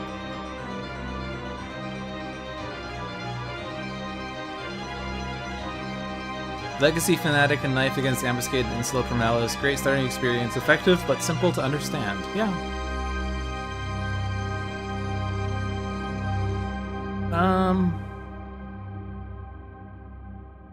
Well, certainly we can't really get Guise to... If Guise plays a card, it goes to waste. So Scholar should play a card. He could play Transmutive Recovery regardless. Yeah, that's what we'll do.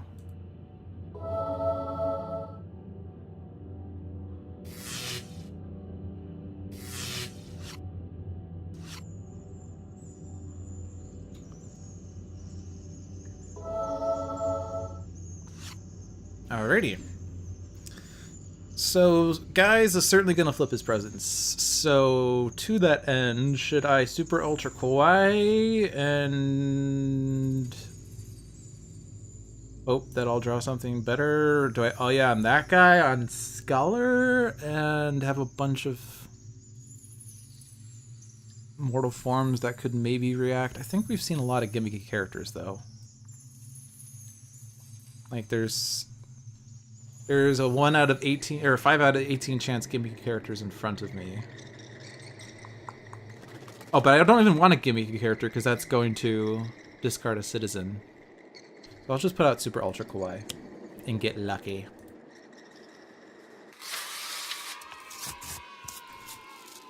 One of those cards is best card ever. I can do that too. Perfect. Leather, metal, spikes, and chains.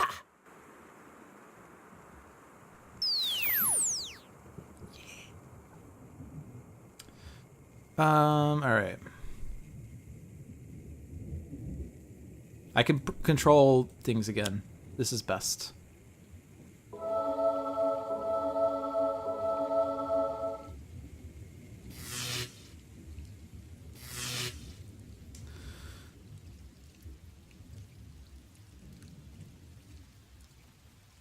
So,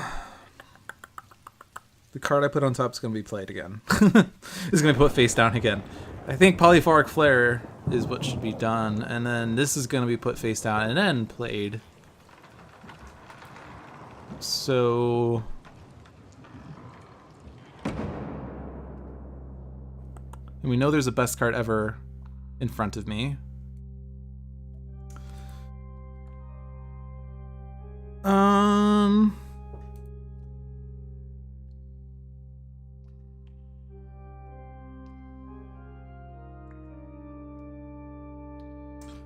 I sort of want to put either Guise the Barbarian or Blatant Reference down, but I'm not sure that I'd get utility from both since they're at the end. Blatant Reference would only benefit if I get Guise, whereas Look What I Found would certainly do what I need. I can do that too on Scholar?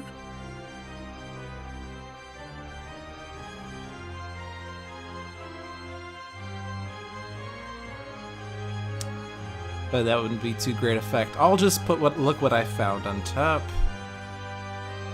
And this gets me the mortal form that I wanted. So that Scholar could search for that, play it, and then do a thing.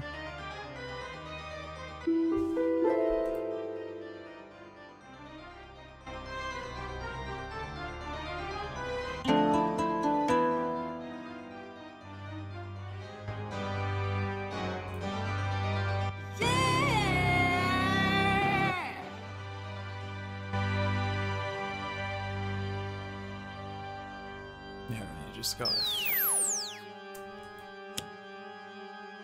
Okay. More presents! There's so many power bounces, it's great. Now, I think the best use for here is Scholar. Keep moving. Oh no! Whatever, it's fine. I know what I did wrong, though. My mortal form of energy is face down in front of me now, because I did the present... Oh well. I don't want to rewind that.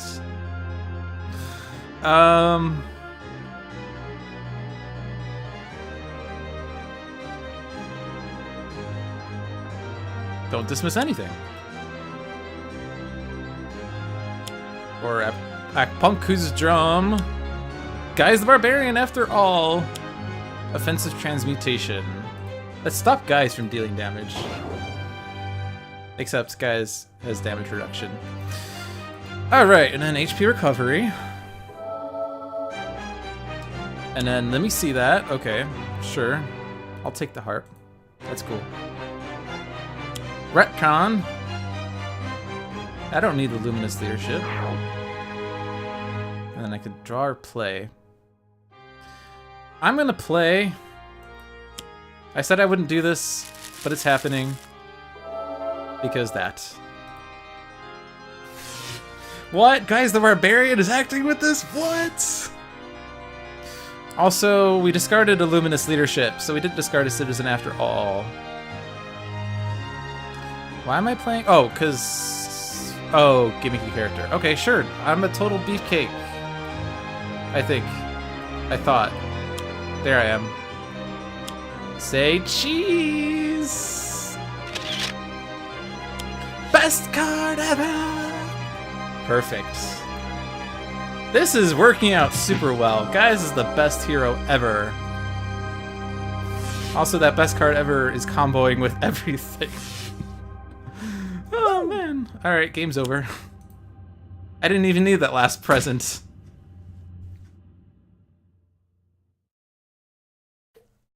That was super fun. Super fun. Hope you guys enjoyed that. That was a super mess of chaotic bouncing. I think that will be the title of this episode, Super Mess of Chaotic Bouncing. In case you're watching this on YouTube, thank you for watching the Super Mess of Chaotic Bouncing episode of Dolphins Dive. But I do think I'm done because it is now 9:01 p.m. So we're not going to do the random match today. But I think we had two really fun games today. That Citizen Dawn game was super fun. Way more fun than I honestly expected. The Apostate game was not too bad. Did have some good strategy. Wasn't as terrible of a start as Logic Gate had, but it was still fun. Yes, and it did last longer than last week's Wager Master game, so we have that going for us, which is nice. But that's it for this week. I hope you enjoyed this installment of Dolphins Dive. If you do enjoy Dolphins Dive, or if you enjoy Sentinels of the Multiverse in general, be sure to follow this channel, Handelabra Games, if you're watching it on Twitch, or Handelabra on YouTube. I think it's just Handelabra there. Or you can also follow Handelabra on Facebook, Twitter, YouTube, MySpace, Friendster, LinkedIn. I don't know. I'm making those last ones up. But yeah, and if you like me personally, be sure to follow my channel, Lewd Dolphin, or follow me on Twitter at LewdDolphin21, or find me on YouTube with Lewd Dolphin. And if you do give this channel a follow, you'll be sure to see some more weekly shows. On Tuesdays, we have Sentinels Live, usually with Jeremy and John, two Handelabras, who like to show off and preview some content before it's available to you guys. And lately, they've been demoing future variants that are being released in the fall of variants. Thursdays, of course, is Dolphins Dive, where we have some fun strategically minded games and some fun matches where we do a bunch of power bouncing and plays off of each other. And then if you enjoy storytelling more, you can watch Tales from the Archive on Sundays with another letdown, also known as Zach. He likes to tell stories while he plays his games. They're not necessarily strategic stories, but they are fun nonetheless. But that's it for today. I hope you enjoyed it. And I will send you off with Citizen Dawn music, I guess. Wherever she is. There she is. Alright, good night all.